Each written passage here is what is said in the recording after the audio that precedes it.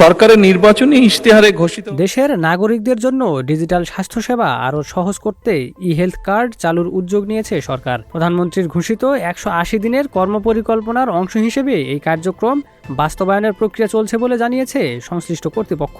বুধবার জাতীয় সংসদের অধিবেশনের প্রশ্নোত্তর পর্বে সংসদ সদস্য মোহাম্মদ শামসুর রহমান শিমুল বিশ্বাসের লিখিত এক প্রশ্নের জবাবে এ তথ্য জানানো হয়।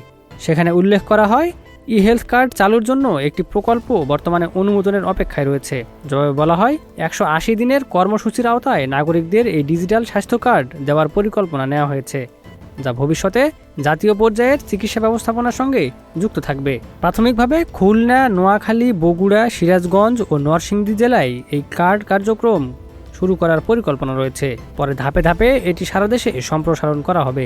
ই হেলথ কার্ডটি ইলেকট্রনিক রোগী ব্যবস্থাপনা সিস্টেমের সঙ্গে যুক্ত থাকবে, ফলে রোগীর স্বাস্থ্য তথ্য ডিজিটালি সংরক্ষণ ও ব্যবস্থাপনা করা সম্ভব হবে। News desk, news flash 71।